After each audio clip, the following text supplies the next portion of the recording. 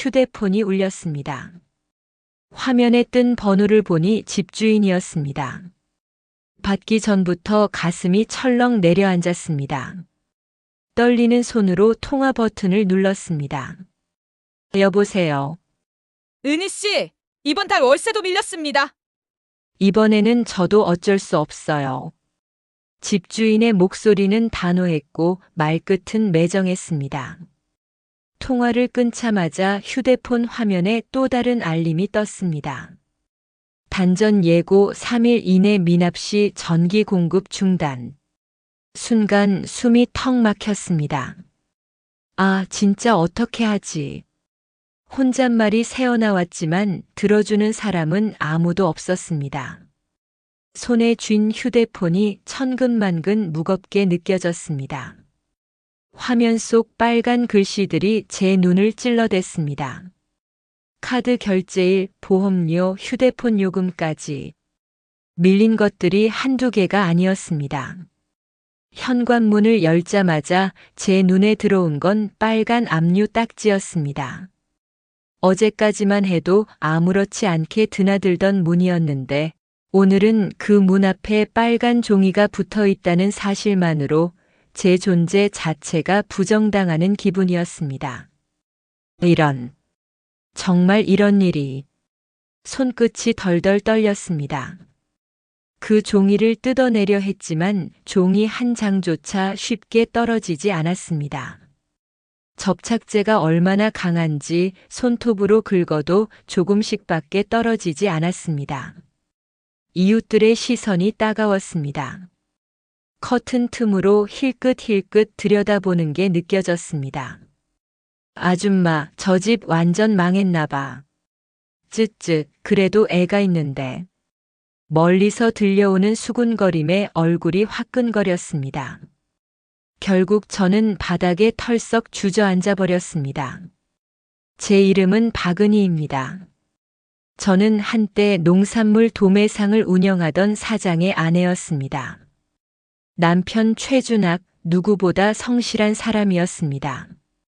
제 얘기 좀 들어보실래요? 아직도 선명합니다. 결혼 초 남편은 새벽 4시면 어김없이 눈을 떴습니다. 당신, 더 자. 난 시장 다녀올게. 새벽마다 트럭에 물건을 싣고 직접 거래처를 돌며 낮이고 밤이고 쉴 새가 없었습니다. 남들 자는 시간에 뛰고 남들 노는 시간에 일했습니다. 그런 남편을 보며 저는 마음속으로 생각했습니다. 이 사람이라면 평생 든든한 버팀목이 되어주겠구나. 결혼 2년 차 임신 소식을 알렸을 때 준학의 표정을 잊을 수 없습니다. 그 거친 손으로 제 배를 조심스럽게 어루만지며 말했습니다. 은희야. 우리 아이한테는 부족함 없이 해주자. 내가 더 열심히 일할게. 그 약속을 지키려는 듯 준학은 더욱 부지런히 움직였습니다. 시장에서 준학을 부르던 목소리가 아직도 귀에 맴돕니다. 최 사장님, 최 사장님. 준학이 형, 여기 잠깐만. 처음엔 트럭 한 대로 시작했지만 3년 만에 2대, 5년 만에 3대로 늘었습니다. 직원까지 고용하게 됐습니다. 은희야, 보라고. 우리도 이제 직원 둘이나 돼. 김 과장은 정말 믿을 만한 사람이야. 준학이 자랑스럽게 말할 때 저도 어깨가 으쓱해졌습니다. 거래처도 차츰 늘어갔습니다. 대형마트, 중간 도매상, 심지어 다른 도시까지 거래를 확장했습니다. 저는 그때 정말 행복했습니다. 결혼식 날 시어머니 최명자가 제 손을 꼭 잡고 하셨던 말이 떠오릅니다. 은희야, 준학 씨는 믿음직한 사람이야. 너는 복 받은 거야. 두 사람이라면 어떤 어려움도 이겨낼 수 있을 거야. 그 말에 저는 고개를 끄덕였습니다. 그리고 남편 곁에서 평생을 함께 하리라 믿었습니다. 하지만 그 믿음은 오래 가지 않았습니다. 어느 날 갑자기 가장 큰 거래처였던 대형마트 체인이 부도가 났습니다. 하루아침에 수천만 원을 떼인 것이었습니다. 그날 저녁 준학이 집에 들어왔을 때 얼굴이 하얗게 질려 있었습니다. 어떻게 된 거야? 뉴스에서 본 그 회사 맞아? 그래. 맞아 하지만 괜찮아. 사업하다 보면 이런 일도 있는 거야. 다시 일어나면 돼. 저도 믿었습니다. 다시 일어설 수 있을 거라. 그러나 불운은 계속 이어졌습니다. 그 다음 달 가장 믿었던 직원 김 과장이 회사 돈 800만 원을 횡령한 게 들켰습니다. 준학은 그날 밤 처음으로 술을 진탕 마시고 들어왔습니다. 은희야, 사람을 어떻게 믿어야 하는지 모르겠어. 5년이나 같이 일했는데 5년을 목소리가 떨리고 있었습니다. 준학이 그렇게 무너지는 모습을 본 건 처음이었습니다. 그 다음 달엔 세무서에서 갑작스런 세무조사가 나왔습니다. 서류 미비로 추징금이 나왔고 벌금까지 물어야 했습니다. 왜 하필 우리한테만. 다른 업체들은 괜찮다던데. 연이은 비톡촉이 시작됐습니다. 매일 오는 독촉장, 하루 종일 울리는 독촉 전화. 사업이 무너지는 건 정말 순식간이었습니다. 집안에 밀려드는 독촉장들, 하나씩 붙어가는 압류 딱지들, 바닥난 통장 잔고. 그 모든 순간 남편의 눈빛은 점점 무너져 갔습니다. 예전엔 가족을 바라보며 반짝이던 눈이 이제는 두려움과 분노로 흐려져 있었습니다. 저는 아이 정우 앞에서라도 웃으려 했습니다. 괜찮아, 정우야. 우리 아빠는 다시 일어나실 거야. 하지만 제 목소리는 떨렸고 정우는 그것을 모를 리 없었습니다. 8살이라고 해도 아이들은 다 압니다. 집 분위기가 어떤지. 아이는 밤마다 제 옆구리를 파고들며 속삭였습니다. 엄마, 우리 집 왜 자꾸 무서운 사람들이 찾아와? 왜 아빠는 화만 내? 저는 대답하지 못했습니다. 가슴 속에서는 두려움이 파도처럼 몰려왔습니다. 남편을 믿고 끝까지 함께 해야 할까, 아니면 정우를 위해 떠나야 할까? 매일 매 순간 제 마음은 흔들렸습니다. 그런데 남편도 똑같이 고통받고 있었습니다. 술잔을 들고 앉아있던 그의 눈빛이 아직도 기억납니다. 입술을 달싹거리며 혼잣말을 중얼거렸습니다. 내가 뭘 잘못했을까? 더 열심히 했던 죄밖에 없는데 은희가 나를 버리지는 않겠지. 그래도 내 아내인데, 내 아들인데. 그는 가족만은 지키고 싶어 했습니다. 그러나 그 지키고 싶다는 절망적인 의지가 오히려 저를 더욱 짓누르고 있었습니다. 그는 더 무너져갔고 저는 더 불안해졌습니다. 결정적인 순간이 찾아왔습니다. 정우가 학교에서 돌아와 울면서 말했습니다. 엄마, 친구들이 우리 아빠 망한 사장이라고 놀려. 나 학교 가기 싫어. 그 순간 제 가슴이 무너져 내렸습니다. 아이까지 상처받게 할 수는 없었습니다. 결국 어느 날 밤 저는 펜을 들었습니다.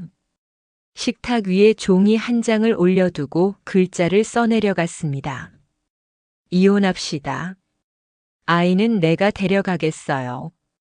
연락하지 말아주세요. 펜 끝이 떨렸습니다. 글자를 쓸 때마다 제 심장이 떨어져 나가는 듯 했습니다. 종이를 내려놓고 자리에서 일어나는데 다리가 덜덜 떨렸습니다. 내가 너무 잔인한 건 아닐까? 아니야, 정우를 위해선 이게 맞아. 이 집은 더는 안전한 곳이 아니야. 그리고 그날 밤 퇴근한 남편이 집에 들어왔습니다. 그의 손에는 비닐봉지에 담긴 싸구려 소주와 국밥이 들려 있었습니다. 그가 식탁에 앉았을 때 제 자리는 텅 비어 있었고 대신 종이 한 장만이 놓여 있었습니다. 뭐지? 종이. 설마, 은희까지 날 버렸구나. 그는 천천히 글자를 읽었고 순간 눈이 멍해졌습니다. 얼굴이 하얗게 질려 종이를 바닥에 떨어뜨렸습니다. 텅 빈 집, 사라진 아내와 아이, 남겨진 것은 고요한 어둠뿐이었습니다. 그날 이후 저는 아들을 데리고 친정으로 들어갔습니다. 겉으로는 버티는 척했지만 제 안은 완전히 무너져 있었습니다. 그리고 준학은 빈집에서 술잔을 붙잡은 채 홀로 남겨졌습니다. 그의 세상도 제 세상도 그렇게 무너져 갔습니다. 한 집에서 시작된 두 사람의 선택은 각자의 상처와 후회를 남긴 채 갈라지고 말았습니다. 그리고 저는 몰랐습니다. 몇 년 뒤 무너진 줄 알았던 준학이 다시 일어서서 제 앞에 나타날 줄은요. 이야기를 이어가기 전에 구독 꾹 그리고 따뜻한 엄지손가락 한번 눌러주세요. 그리고 댓글에 저는 오늘 기분이 뭐뭐합니다 라고 댓글 달아주세요. 제가 하나하나 읽으면서 작은 응원에 큰 힘이 됩니다. 이혼 서류에 도장을 찍은 지 어느덧 몇 년이 흘렀습니다. 저는 아들 정우를 데리고 친정으로 들어갔습니다. 오래된 아파트 방 한 칸이 저희 모자의 전부였습니다. 벽지는 군데군데 뜯겨 있었고 겨울이면 창문 틈새로 차가운 바람이 스며들었습니다. 좁은 침대에서 아이와 몸을 맞대고 누우면 체온으로 겨우 추위를 버틸 수 있었습니다. 생활은 빠듯했고 제 마음은 늘 허물어져 있었습니다. 낮에는 작은 학원에서 파트타임으로 일을 하고 저녁에는 아이의 숙제를 봐주며 하루를 이어갔습니다. 피곤해도 티내지 않으려 애썼습니다. 하지만 밤이 되면 정우는 어김없이 제 손을 꼭 붙잡고 잠들었습니다. 엄마 아빠는 언제 와? 저는 늘 같은 대답을 반복했습니다. 아빠는 일이 많아서 바빠.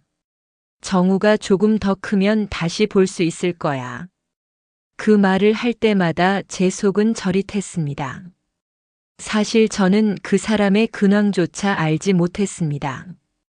떠난 건 저였지만 남편 최준학의 소식은 어디서도 들을 수 없었습니다. 아이를 속이는 것이 마음 아팠지만 그때마다 저는 이게 아이를 위한 길이라고 스스로를 달랬습니다. 친정 어머니는 제가 집안일을 도울 때마다 한숨을 쉬었습니다.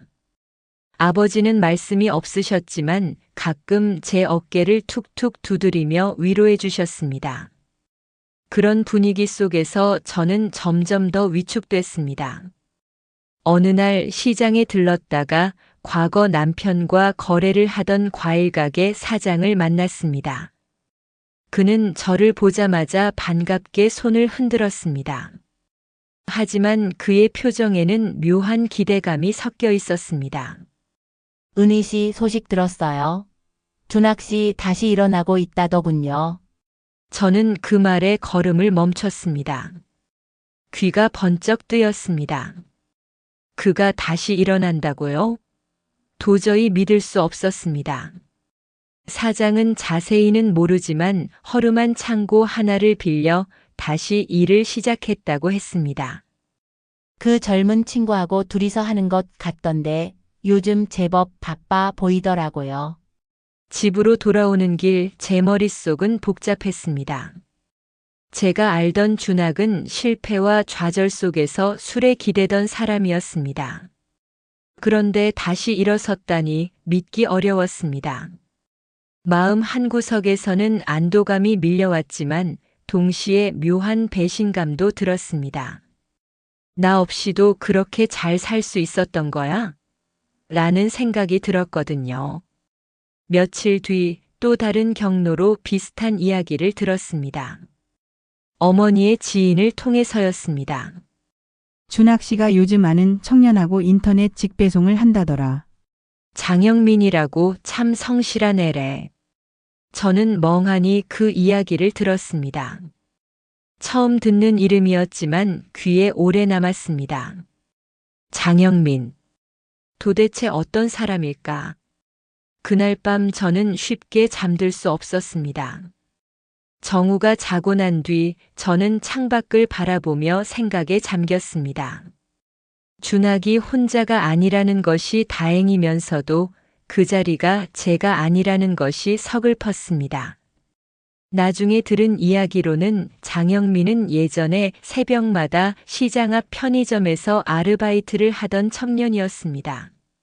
25살의 나이에 학업을 중단하고 생활비를 벌기 위해 온갖 일을 전전하던 아이였습니다. 겨울이면 손등이 갈라지고 입술이 터져 있던, 그러나 언제나 환하게 웃으며 인사하던 그 청년이었습니다. 남편은 종종 그 아이에게 따뜻한 국밥을 사주고 겨울에는 내복을 건네주었다고 했습니다. 그때는 별것 아닌 인연처럼 보였지만 세월이 흘러 그 작은 인연이 남편을 다시 일으켜 세운 계기가 된 것이었습니다. 시장 상인들로부터 들은 이야기를 조각조각 맞춰보니 장영민은 어려운 가정 환경에서도 포기하지 않고 꿈을 키워온 청년이었습니다. 낡은 공책에 꾹꾹 눌러 쓴 사업 계획서를 들고 남편을 찾아와 이렇게 말했다고 합니다. 사장님, 저 혼자 해보려 했는데 아무도 안 믿어줍니다. 그런데 사장님이라면 제 얘기를 들어줄 줄 알았어요. 그 공책 속에는 농산물 온라인 직배송이라는 단어가 선명히 적혀 있었습니다. 당시만 해도 사람들은 다들 허무맹랑하다며 고개를 저었지만 남편은 그 눈빛에서 진심을 읽었다고 했습니다.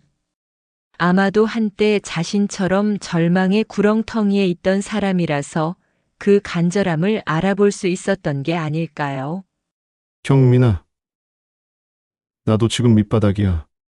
하지만 한번 해보자. 우리가 뭘 더 잃을 게 있겠어. 두 사람의 시작은 초라했습니다. 허름한 창고 하나, 비투성이 신용불량자 한 사람, 미래가 불투명한 청년 한 사람. 가진 것이라고는 절박함과 의지뿐이었습니다. 첫 달은 완전히 적자였습니다. 하루 종일 뛰어다녀도 주문 한 건 들어오지 않는 날이 많았습니다. 둘은 배달용 박스 대신 남은 신문지를 덮으며 밤을 새웠고 새벽이면 다시 시장으로 달려갔습니다. 컵라면으로 끼니를 때우고 창고 한 구석에서 쪽잠을 자면서도 포기하지 않았습니다. 사장님, 정말 될까요? 이렇게 해서 정말 될까요? 모르겠다. 하지만 해봐야지. 안 하면 확실히 안 되잖아. 둘째 달 겨우 한 건의 주문이 들어왔을 때 두 사람은 서로를 끌어안고 울 뻔했다고 했습니다. 그 한 건의 주문이 첫 번째 희망의 불씨가 되었습니다. 고객이 신선한 농산물에 만족해서 재주문을 했고 그 고객이 지인에게 추천해주면서 조금씩 입소문이 퍼지기 시작했습니다. 그리고 석 달째 근처 식자재점 사장이 창고를 찾아와 말했습니다. 당신네 창고 우리 납품도 맡아줄 수 있겠나? 직접 해보니 너무 번거롭더라고. 그 한마디가 불씨가 되어 입소문이 퍼졌습니다. 넉 달째 창고는 하루 종일 분주해졌습니다. 장영민은 기획과 시스템을 맡았고 최준학은 현장을 책임졌습니다. 형민이 컴퓨터 앞에서 주문을 정리하면 준학이 직접 물건을 포장하고 배송했습니다. 그렇게 하나하나 쌓아 올린 신뢰가 회사의 기반이 되었습니다. 시장 사람 준학 씨 진짜 달라졌어. 예전엔 술만 마시더니 이제는 새벽부터 밤까지 일만 하더라고. 시장 사람 그 젊은 친구도 대단해. 둘이 팀워크가 장난 아니야. 저는 직접 본 적은 없었지만 사람들의 입에서 입으로 전해지는 이야기를 들으며 눈앞에 그림이 그려지는 듯 했습니다. 땀에 젖은 얼굴로 창고를 뛰어다니는 준학, 짐을 나르는 장영민, 거래처 사장과 악수하며 웃는 모습. 그 광경은 선명했지만 그 옆에 서 있는 사람은 제가 아니었습니다. 마음 한구석이 쓰렸습니다. 남편이 다시 일어서고 있다는 건 다행이었습니다. 그러나 동시에 저는 초라하게 느껴졌습니다. 제 선택이 옳았다고 스스로를 위로했지만 속으로는 죄책감이 몰려왔습니다. 끝까지 함께 했다면 지금 내 자리는 달라지지 않았을까. 하지만 이미 돌이킬 수 없었습니다. 소문은 점점 커졌습니다. 시장 사람들은 그의 이야기를 자랑처럼 떠들었습니다. 시장 상인 준학 씨가 이번에 큰 거래처를 따냈다더라. 대형 마트랑도 계약했다고 하네. 시장 상인 젊은 청년이랑 둘이서 시작했는데 정말 대단하지. 그 청년도 참 착하고 성실하다더라. 저는 그 말들을 들으며 속이 뒤틀렸습니다. 자랑스러움과 미련, 부끄러움과 후회가 한꺼번에 몰려왔습니다. 준학이 성공하고 있다는 것이 기쁘면서도 제가 그 곁에 없다는 것이 서글펐습니다. 그러던 어느 날 정우가 텔레비전을 보더니 두 눈을 반짝이며 말했습니다. 엄마 나 아빠 보고 싶어. 친구가 그러는데 아빠 진짜 멋있다고 하더라. 그 순간 저는 말문이 막혔습니다. 아이의 눈에 아빠는 다시 영웅으로 보였던 것입니다. 그 모습은 제 마음을 후벼 팠습니다. 저는 겨우 웃으며 아이의 머리를 쓰다듬었지만 속으로는 눈물이 맺혔습니다. 정우야, 아빠는 지금 너무 바쁘셔서 말끝을 흐렸습니다. 더는 거짓말을 할 수가 없었거든요. 그날 밤 저는 거울 앞에 앉아 오랫동안 제 얼굴을 바라봤습니다. 깊어진 주름, 지쳐 보이는 눈빛, 웃음을 잃어버린 입가. 한때는 누군가의 아내로, 누군가의 희망으로 살았던 제가 이제는 초라한 여인이 되어 있었습니다. 그리고 저는 인정할 수밖에 없었습니다. 남편은 무너졌지만 끝내 다시 일어섰습니다. 반면 저는 떠났습니다. 아이를 위해서였다고 수없이 되뇌었지만 그 선택은 제 마음을 더 옥죄었습니다. 이제 아이의 마음은 흔들리고 있었고 저는 언젠가 그와 다시 마주해야 한다는 사실을 직감했습니다. 시간은 계속 흘렀습니다. 친정에서의 생활에도 조금은 익숙해지는 듯 보였지만 그것은 단지 무뎌진 것에 불과했습니다.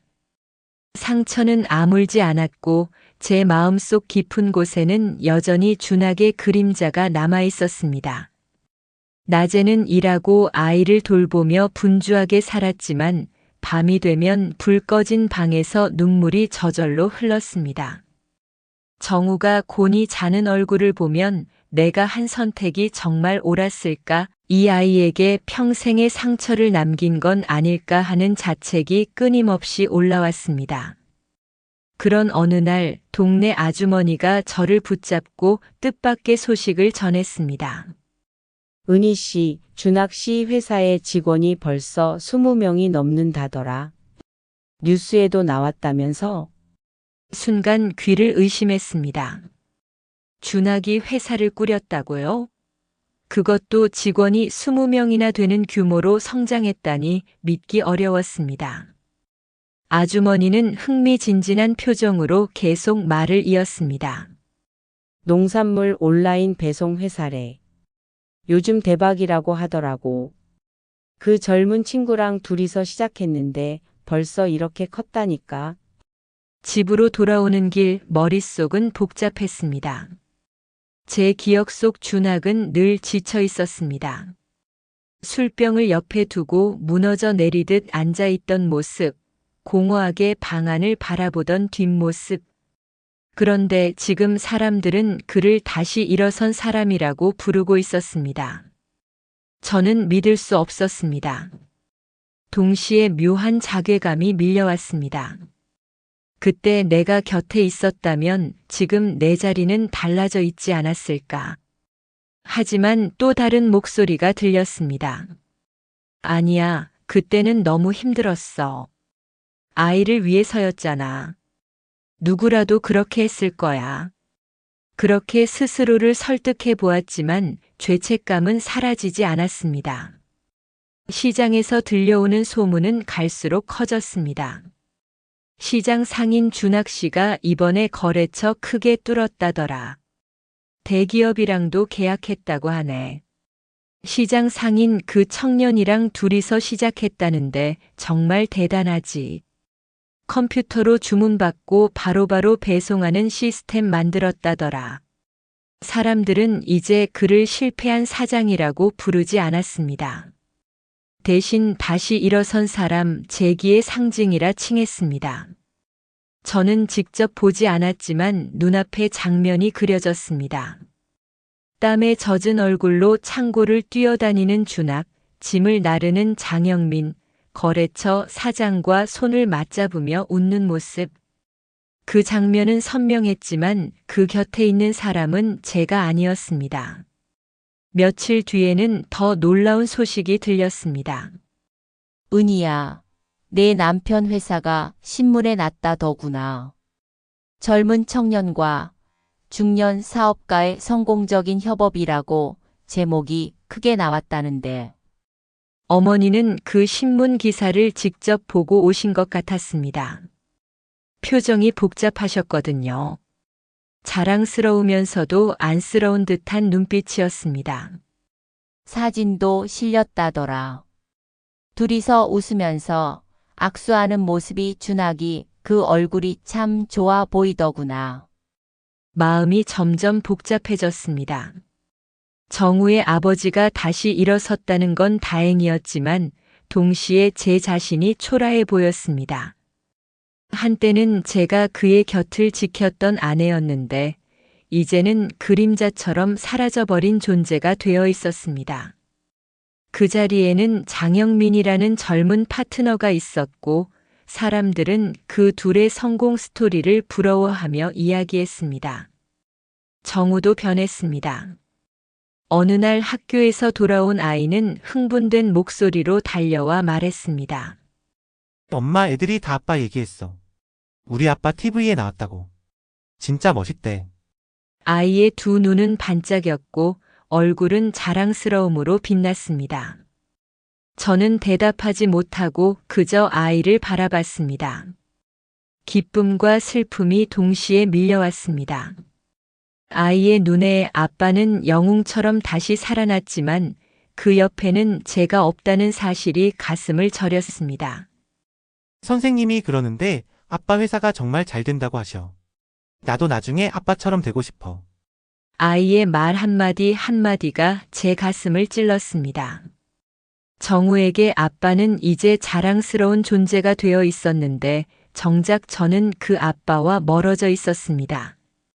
아이가 커갈수록 아빠를 그리워하는 마음도 더 커질 텐데 저는 과연 언제까지 이 상황을 감당할 수 있을까요? 그날 밤 저는 거울 앞에 앉아 제 얼굴을 오랫동안 바라봤습니다. 깊어진 주름, 지쳐 보이는 눈빛, 웃음을 잃은 입가. 한때는 누군가의 아내로, 누군가의 희망으로 살았던 제가 이제는 초라한 여인으로 남아 있었습니다. 그 옆자리는 이제 장영민이라는 낯선 이름이 차지했습니다. 준학에게 새로운 동반자가 생겼다는 사실이 저를 더욱 외롭게 만들었습니다.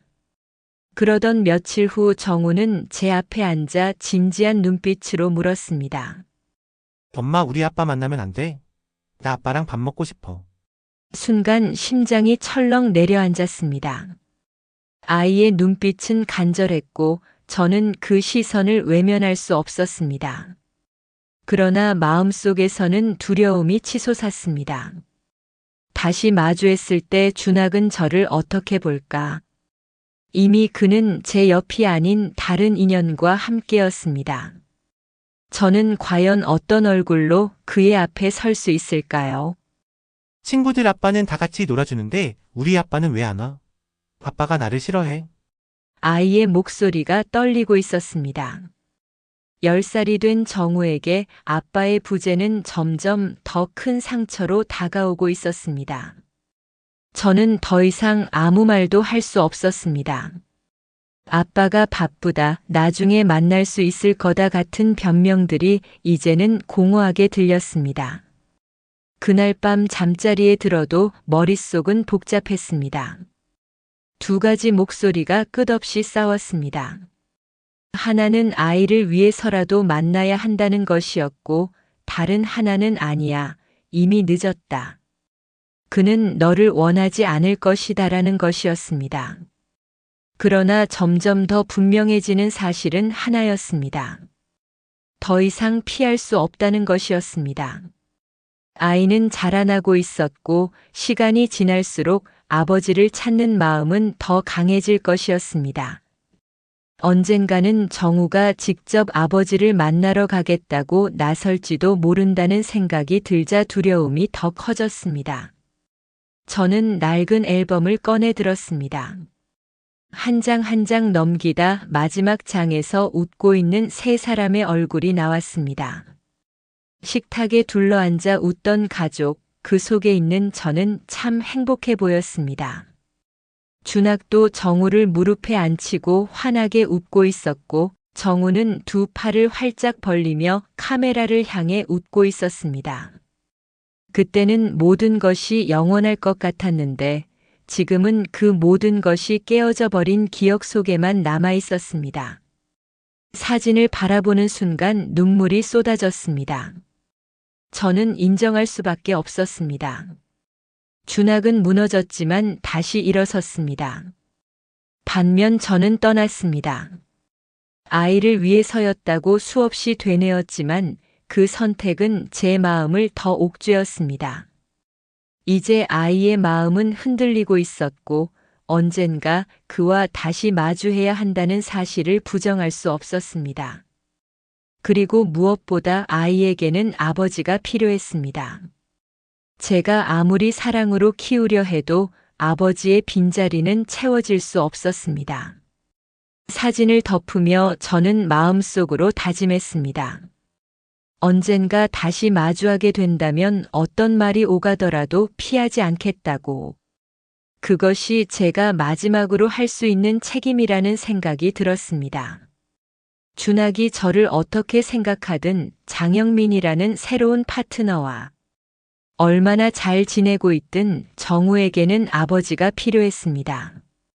그리고 저는 그 아이의 엄마로서 더 이상 도망칠 수 없다는 것을 깨달았습니다. 시간은 언제나 무심히 흘러갔습니다.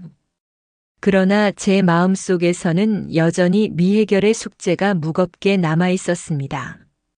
준학의 회사가 눈에 띄게 성장하고 있다는 이야기는 시장에서도, 친정에서도, 심지어 학부모 모임에서도 자주 들려왔습니다. 사람들은 역시 대단하다, 한번 무너졌어도 다시 일어나는 사람은 다르다라고 칭찬했습니다. 그럴 때마다 저는 애써 표정을 관리했지만 속은 뒤틀리고 복잡했습니다. 부러움, 후회, 미련, 그리고 질투까지 그 모든 감정이 얽혀서 제 안을 무겁게 짓눌렀습니다. 특히 정우가 점점 더 아빠를 그리워하는 모습을 볼 때마다 저는 더 이상 이 상황을 피할 수 없다는 걸 깨달았습니다. 아이는 하루가 다르게 자라고 있었고 친구들과 아빠 이야기를 나눌 때마다 상처받은 표정을 짓곤 했습니다. 엄마, 민수 아빠는 주말마다 축구 가르쳐 준대. 우리 아빠는 언제 와? 그런 질문을 받을 때마다 저는 말문이 막혔습니다. 더 이상 아빠가 바쁘다는 핑계로 넘어갈 수도 없었고 아이의 눈빛에서 점점 커져가는 의심과 서운함을 외면할 수도 없었습니다. 그러던 어느 날 장모 최명자가 전화를 걸어왔습니다. 은희야, 우리 좀 만나서 이야기하자. 정우도 있고 이렇게 끊어져 있으면 안 되지 않겠니? 목소리는 예전처럼 차갑지 않았습니다. 오히려 애써 다정하게 들리려고 노력하는 듯 했습니다. 그러나 저는 그 뒤에 숨어 있는 진짜 의도를 너무나 잘 알았습니다. 그 그 집안이 저를 다시 찾는 이유가 단순히 손자 때문만은 아니라는 것을요. 준학이 성공하자 다시 관계를 회복하고 싶어 하는 계산된 접근이라는 걸 본능적으로 느꼈습니다. 준하기도 많이 안정됐다고 하던데. 이제 좀 어른스럽게 생각해보자. 아이를 위해서라도 말이야. 저는 대답하지 못하고 한참 동안 침묵했습니다. 마음 한구석에서는 거절하고 싶었지만 다른 한구석에서는 정우를 생각하지 않을 수 없었습니다. 그리고 솔직히 말하면 저 역시 준학이 어떻게 변했는지, 정말로 예전에 그 무너진 모습에서 벗어났는지 궁금했습니다. 결국 저는 고개를 끄덕일 수밖에 없었습니다. 알겠습니다. 한번 만나보죠. 며칠 뒤 준학은 회사 근처의 고급 한정식집에서 자리를 마련했습니다. 장소부터가 예전과는 달랐습니다. 과거의 준학이라면 동네 식당에서 간단히 만나자고 했을 텐데, 이제는 이런 격식 있는 곳을 선택할 만큼 여유가 생긴 것 같았습니다. 그곳을 향해 걸어가는 제 발걸음은 바위처럼 무거웠습니다. 매 걸음마다 가슴이 두근거렸고 손바닥에는 식은 땀이 맺혔습니다. 몇 년 만에 마주하는 남편, 아니, 이제는 전 남편이라고 불러야 할 사람을 어떤 마음으로 바라봐야 할지 알 수 없었습니다. 문을 열고 들어선 순간 화려한 조명과 정갈하게 세팅된 테이블, 그리고 준학의 모습이 제 눈에 들어왔습니다. 그는 더 이상 제가 알던 사람이 아니었습니다. 낡은 작업복이 아닌 깔끔한 정장 차림, 무너져 있던 표정 대신 단단한 결의가 깃든 얼굴. 어깨도 쭉 펴져 있었고 눈빛도 예전처럼 흐리멍텅하지 않고 날카롭고 명확했습니다. 순간 낯설고 서글펐습니다. 나는 이렇게 무너져 있는데 그는 저렇게 완전히 다른 사람이 되어 있구나. 처제 윤미정도 함께 왔습니다. 그녀는 어색한 분위기를 풀어보려는 듯 먼저 웃으며 말을 꺼냈습니다. 언니, 여기 분위기 진짜 좋다. 나 이런 데 처음 와봐. 형부 이제 정말 대단해졌네. 그 말에 장모 최명자가 맞장구를 쳤습니다. 그러게 말이다. 박서방. 이제는 참 든든하게 자리를 잡았구나. 그때 고생한 보람이 있네. 저는 그들의 목소리가 공허하게 울려 퍼지는 것처럼 들렸습니다. 분위기를 풀어보려는 가벼운 농담이었겠지만 오히려 이 자리가 얼마나 어색하고 불편한 자리인지 더 선명하게 드러냈습니다. 특히 그때 고생한 보람이 있다는 말은 위선적으로 들렸습니다. 준학이 정말 고생하고 무너져 있을 때는 외면했으면서 이제 와서 마치 함께 고생한 것처럼 말하는 게 역겨웠습니다. 잠시 침묵이 흐른 뒤 준학이 숟가락을 내려놓고 차분히 말을 꺼냈습니다. 이 회사 다시 일으키기까지 5년 걸렸습니다. 그동안 정우 얼굴 한 번도 본 적이 없습니다. 그런데 지금 가족 이야기를 하러 온 겁니까? 그 말은 낮게 깔렸지만 날카로운 칼날처럼 제 가슴을 찔렀습니다. 저는 아무 말도 할 수 없었습니다. 제 안에서 수많은 변명이 올라왔지만 입 밖으로는 단 한마디도 나오지 않았습니다. 아이를 위해서였다라는 말조차 이 순간에는 너무 초라하게만 느껴졌습니다. 그의 목소리에는 분노보다도 깊은 실망감이 묻어 있었습니다. 저는 그동안 혼자 무너지고 혼자 일어났습니다. 아무도 곁에 있어주지 않았습니다. 그런데 이제 와서 뭘 원하는 겁니까? 침묵이 길어지자 장모가 재빨리 나섰습니다. 박서방. 어쨌든 아이도 있고 서로 좀 잘 지내보는 게 어때? 우리도 힘든 시간 보냈네. 이제 좀 편하게 살아보세. 그녀의 눈빛 속에는 애써 감추려 해도 드러나는 욕심이 있었습니다. 편하게 살아보자는 말 속에는 성공한 사위 곁으로 다시 돌아가고 싶은 계산이 고스란히 묻어 있었습니다. 저는 그 눈빛을 보는 순간 오래전 기억이 떠올랐습니다. 남편이 무너질 때 그 집안이 저를 어떻게 밀어냈는지, 얼마나 차갑게 돌아섰는지. 은희가 남편 잘못 만났다, 애만 불쌍하다며 수군댔던 목소리들이 귀에 생생했습니다. 그런데 이제는 아무 일도 없었다는 듯 웃으며 손을 내밀고 있었습니다. 윤미정도 거들어 말했습니다. 맞아요, 형부. 우리 다 어른인데 과거 일은 과거 일이고. 정우도 아빠 보고 싶어 하잖아요. 그때 준학이 조용히 가방에서 서류 한 장을 꺼냈습니다. 깨끗한 종이에 선명하게 적힌 글자들이 보였습니다. 이거 정우 앞으로 만든 교육비 신탁 증서입니다. 대학까지, 아니 대학원까지도 등록금 걱정은 안 해도 될 겁니다. 아버지로서 책임은 지겠습니다. 그 말에 모두의 얼굴이 굳어졌습니다. 윤미정은 놀란 듯 눈을 동그랗게 떴고 장모는 얼굴이 일그러졌습니다. 저 역시 예상치 못한 말에 당황했습니다. 교육비 신탁이라니, 그것도 대학원까지. 도대체 얼마나 성공한 건지, 그리고 이런 방식으로 아이에 대한 책임을 지려는 건지 이해할 수 없었습니다. 그게 무슨 말인가? 지금 우리한테 아이 볼 자격도 없다는 거야? 목소리가 떨리고 있었습니다. 분노와 당황이 섞인 복잡한 감정이었습니다.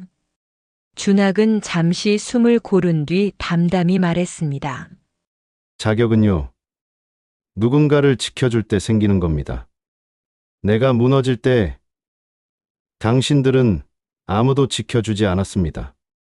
그러니 이제 다시 내 인생에 관여하지 마세요. 그 목소리는 단호했지만 흔들림이 없었습니다. 감정적이지 않았지만 오히려 그래서 더 무서웠습니다. 그 순간 제 가슴이 철렁 내려앉았습니다. 그의 말은 분명 장모와 처제를 향한 것이었지만 동시에 제게도 날아든 화살 같았습니다. 그가 무너질 때 끝끝내 곁에 있지 못했던 건 저 역시 마찬가지였기 때문입니다. 정우는 제 아들입니다. 그 아이를 위해서라면 뭐든 하겠습니다. 하지만 그것이 당신들과 다시 관계를 맺겠다는 뜻은 아닙니다. 윤미정은 당황한 듯 물컵을 들었다가 내려놓으며 웃음을 가장했습니다. 아니, 그런 뜻은 아니고요. 그냥 언니도 그렇고 우리 다 같이 좀 왕래하면서 살면 좋잖아요. 그러나 준학은 그녀의 말을 가로막았습니다. 이런 자리는 오늘로 끝입니다. 앞으로 회사에도 집에도 연락하지 마세요. 정우가 원하면 내가 직접 연락하겠습니다. 순간 공기가 얼어붙었습니다. 장모는 얼굴을 굳힌 채 아무 말도 하지 않았고 윤미정은 허탈한 표정으로 고개를 떨궜습니다. 저는 숨조차 고르기 어려울 만큼 가슴이 죄어왔습니다. 그 자리에 앉아있는 제 자신이 너무 초라해 보였습니다. 저는 과연 여기 앉을 자격이 있는 걸까요? 아니면 저 역시 장모와 처제처럼 준학이 성공하자 다시 다가온 사람 중 하나일 뿐일까요? 최명자가 마침내 입을 열었습니다. 박서방. 그래도 우리가 남이야? 힘들 때는 힘들었지만 지금은 뭡니까? 지금은 제가 성공했으니까 다시 좋게 지내자는 겁니까? 죄송하지만 그런 관계는 원하지 않습니다. 식사는 결국 아무런 결론 없이 끝났습니다. 자리에서 일어서는 준학의 뒷모습을 바라보며 저는 깊은 허무함을 느꼈습니다. 그는 한때 제 남편이었고 저의 전부였던 사람이었습니다. 그러나 이제는 완전히 다른 길을 가는 사람이 되어 있었습니다. 그리고 그 길에는 저를 위한 자리가 없다는 것이 명확했습니다. 은희 씨, 문 앞에서 그가 저를 불렀습니다. 다른 사람들이 먼저 나간 뒤 저희 둘만 남은 순간이었습니다. 정우는 잘 크고 있죠? 그 짧은 질문 속에 복잡한 감정이 담겨 있었습니다. 아버지로서의 그리움, 미안함, 그리고 여전히 남아있는 애정. 저는 고개를 끄덕였습니다. 네, 잘 크고 있어요. 아빠를 많이 그리워해요. 그 아이만은 상처받지 않게 해주세요. 그리고 그는 더 이상 아무 말 없이 사라져 버렸습니다. 집으로 돌아오는 길 장모와 처제는 서로 아무 말도 하지 않았습니다. 저는 뒤에서 그들의 뒷모습을 바라보며 생각했습니다. 이제는 정말 끝이구나. 가족이라는 이름도 부부라는 이름도 그 모든 것이. 그리고 제 안에는 공허함과 동시에 알 수 없는 홀가분함이 남아 있었습니다. 적어도 이제는 거짓 희망을 품지 않아도 된다는 것, 그리고 앞으로는 아이와 저 자신만을 생각하며 살아가야 한다는 사실만이 또렷이 남아 있었습니다. 재회의 자리는 그렇게 끝이 났습니다. 장모와 처제는 허탈한 얼굴로 자리를 떴고 준학은 더 이상 뒤돌아보지 않았습니다. 저 역시 말없이 걸어 나왔습니다. 그날 밤 집으로 돌아와 불 꺼진 방에 앉아 한참 동안 멍하니 있었습니다. 제 마음은 무겁기도 했지만 한편으로는 이상할 정도로 담담했습니다. 오래 붙들고 있던 어떤 환상이 산산이 부서지며 제 안에서 자취를 감춘 듯 했습니다. 더 이상 돌아갈 수 없다는 현실을 받아들이게 된 순간이었습니다. 그 현실이 슬프기보다는 오히려 홀가분했습니다. 이제 저는 정우와 함께 새로운 길을 걸어야 한다는 것을 알았습니다. 시간은 다시 흐르고 있었습니다. 계절이 바뀌고 정우는 어느새 고등학생이 되었습니다. 아이는 훌쩍 자라났습니다. 키도 부쩍 커졌고 목소리도 변했으며 예전처럼 제 손을 꼭 붙잡지 않아도 혼자 스스로를 챙길 수 있는 나이가 되었습니다. 학교에서 돌아오면 제 방에 와서 하루 있었던 일을 이야기해주곤 했는데 그 목소리에는 어른이 되어가는 단단함이 배어 있었습니다. 하지만 여전히 그의 마음속에는 아버지라는 빈자리가 있었습니다. 친구들이 아빠 이야기를 할 때마다 아이의 눈빛이 흔들리는 걸 저는 놓치지 않았습니다. 엄마 오늘 체육대회 있었는데 다른 애들 아빠는 다 왔더라. 그런 말을 할 때마다 아이의 목소리에는 씁쓸함이 묻어 있었습니다. 저는 그때마다 미안하다는 말밖에 할 수 없었습니다. 제가 한 선택이 아이에게 상처를 주고 있다는 것을 뻔히 알면서도 달리 할 수 있는 말이 없었습니다.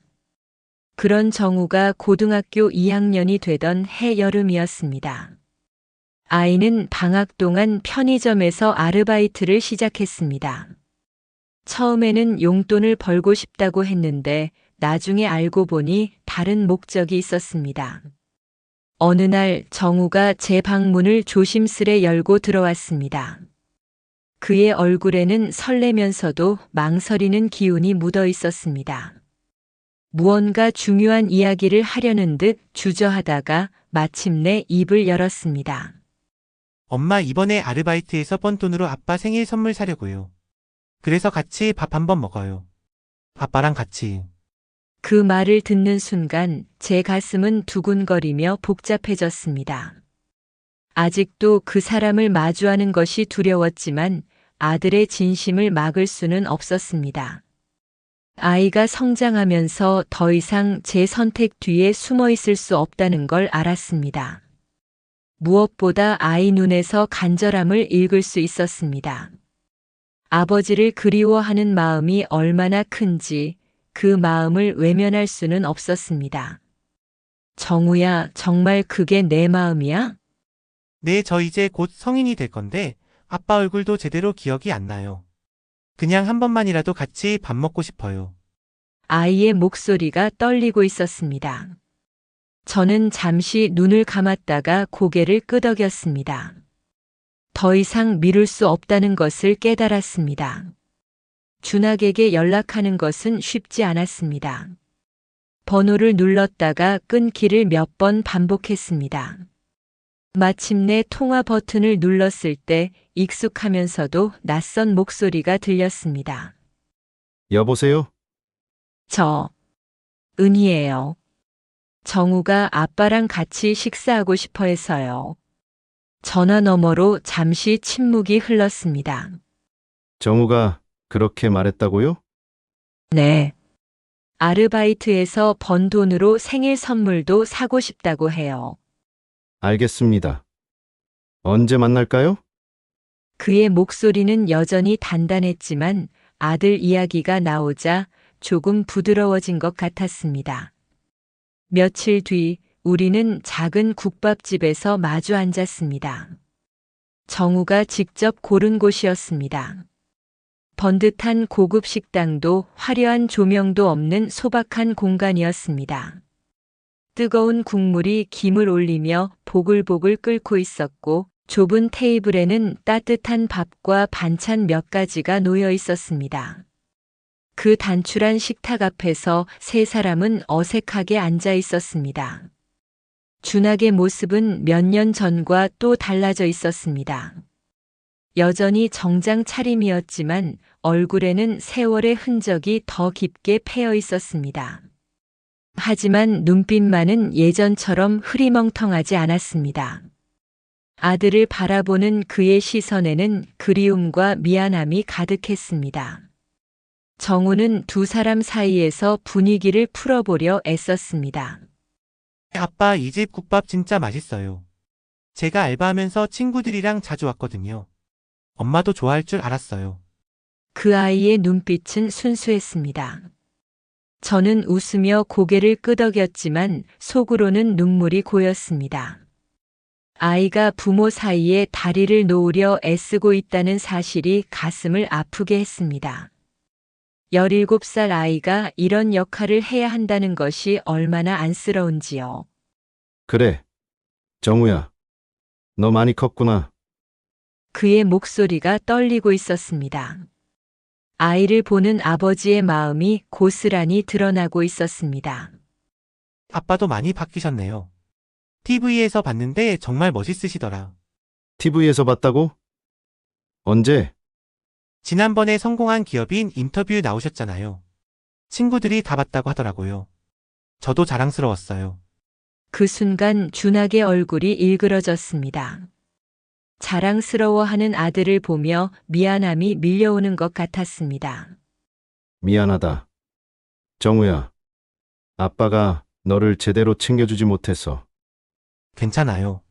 엄마가 잘 키워줬어요. 그리고 아빠도 힘들었잖아요. 아이의 말에 저는 놀랐습니다. 언제 이렇게 어른스러워진 걸까요? 준학은 말없이 국밥을 뜨더니 천천히 먹기 시작했습니다. 그의 얼굴은 여전히 단단했지만 눈가에는 오래된 피로와 슬픔이 배어 있었습니다. 식사가 중반쯤 되었을 때 정우가 조심스레 꺼냈습니다. 아빠, 엄마, 나 이제 곧 성인 되잖아요. 두 분이 서로 말은 안 해도 저는 그냥 서로 건강하게 지냈으면 좋겠어요. 제 앞에서는 웃어주면 좋겠어요. 그 말은 단순했지만 오랜 세월 쌓인 벽을 허무는 듯한 울림이 있었습니다. 저는 아이의 손을 꼭 잡으며 말했습니다. 그래, 정우 말이 맞다. 우리 적어도 내 앞에서는 웃자. 준학도 고개를 끄덕이며 짧게 대답했습니다. 그래. 내 앞에서는 그렇게 하겠다. 그 후 우리는 조금씩 대화를 나누기 시작했습니다. 정우의 학교 생활, 친구들 이야기, 장래 희망까지. 아이는 신이 나서 이런저런 이야기를 쏟아냈고 우리 둘은 그 모습을 바라보며 조심스럽게 미소를 지었습니다. 정우야. 대학은 어디로 가고 싶어? 아직 정확히는 모르겠지만 경영학과에 관심 있어요. 아빠처럼 사업하고 싶어서요. 사업은 힘든 일이야. 다른 것도 생각해봐. 그래도 아빠가 다시 일어선 모습 보니까 저도 할 수 있을 것 같아요. 그 말에 준학은 아무 대답을 하지 못했습니다. 대신 아이의 머리를 조심스럽게 쓰다듬었습니다. 그 모습을 보며 저는 가슴이 뜨거워지는 걸 느꼈습니다.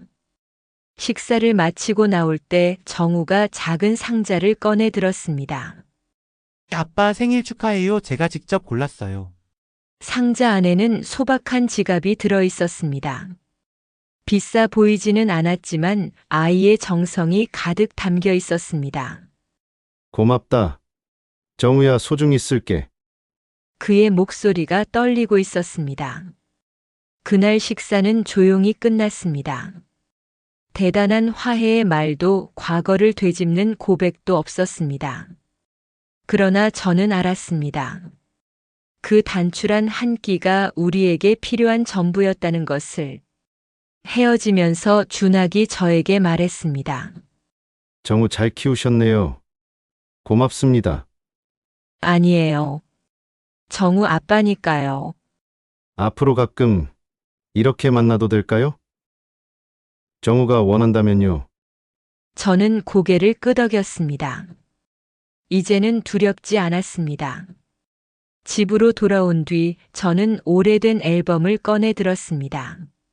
먼지가 쌓인 표지를 닫고 한 장 한 장 넘기며 웃고 있는 가족의 얼굴을 바라보았습니다. 그 속에 저는 빛나고 있었고 아이는 천진난만하게 웃고 있었습니다. 그러나 사진 속 웃음은 오래전에 멈춰 있었습니다. 하지만 이제는 새로운 웃음을 만들어갈 수 있을 것 같았습니다. 완전히 예전과 같지는 않겠지만 아이를 중심으로 한 새로운 형태의 가족 말입니다. 눈물이 흘러내렸습니다.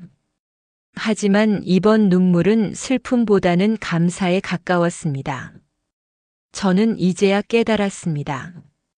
가족이란 가장 어두운 순간에 곁에 있어준 사람, 끝까지 등을 돌리지 않은 사람이 진짜 가족이라는 것을. 그리고 그 자리에는 언제나 정우가 있었습니다. 제가 무너질 때도 절망할 때도 아이는 제 곁에 있어 주었습니다. 정우는 이제 어른이 되어 가고 있습니다. 그 후로도 우리는 가끔 만났습니다. 처음처럼 어색하지는 않았지만 그렇다고 예전 가족처럼 자연스럽지도 않았습니다. 하지만 그것으로 충분했습니다. 정우가 행복해하는 모습을 보는 것만으로도 충분했습니다. 엄마, 내가 아빠랑도 엄마랑도 같이 있고 싶어. 두 분이 꼭 한 집에 살지 않아도 나는 그냥 가족이라고 생각해. 그 말을 듣는 순간 제 마음 깊은 곳에서 무언가가 풀어졌습니다. 그래, 가족이란 꼭 같은 집에 살거나 늘 함께 있는 것이 아니었습니다. 서로를 지켜주고 어려운 순간에 버텨주는 것. 그게 진짜 가족이었습니다. 그리고 무엇보다 사랑하는 것. 조건 없이 끝까지 사랑하는 것이 가족이었습니다. 저는 거울 앞에 서서 제 얼굴을 바라보았습니다. 여전히 주름지고 지쳐 있었지만 이제는 그 속에서 희미한 빛이 보였습니다. 더 이상 과거의 잘못에만 묶여 있지 않았습니다. 제게는 앞으로 지켜야 할 아이가 있었고 그 아이가 제 삶의 이유였습니다. 그리고 이제는 그 아이가 아버지와도 건강한 관계를 맺어가고 있었습니다. 우리는 종종 가장 가까운 사람의 고통조차 외면하고 지나갑니다. 그러나 결국 한 사람의 용기 있는 선택과 목소리가 새로운 길을 열기도 합니다. 제가 떠났던 그날도 돌아보면 용기였습니다. 그리고 오늘 다시 마주한 것도 또 다른 용기였습니다. 무엇보다 정우가 보여준 용기가 우리를 다시 연결해 주었습니다. 가족은 완벽해서 가족이 되는 것이 아닙니다. 때로는 상처투성이로 남더라도 끝끝내 서로를 붙잡아주는 순간이 가족을 만들었습니다. 저는 이제 확신합니다. 진짜 가족은 내가 가장 초라할 때 등을 돌리지 않고 곁에 남아준 사람이라는 것을요. 그리고 그런 사람이 있다면 어떤 형태든 그것이 바로 가족입니다. 우리는 종종 가장 가까운 사람의 고통조차 외면하고 지나갑니다. 그러나 정순처럼 용기를 낸 한 목소리가 세상을 바꿀 수 있습니다. 가족이란 바로 그런 순간에 서로를 붙잡아주는 존재라는 사실을 잊지 말아야 합니다. 결국 어려움 속에서 서로를 의지할 때 우리는 누구보다 강해질 수 있습니다. 꼭 기억해 주세요, 여러분.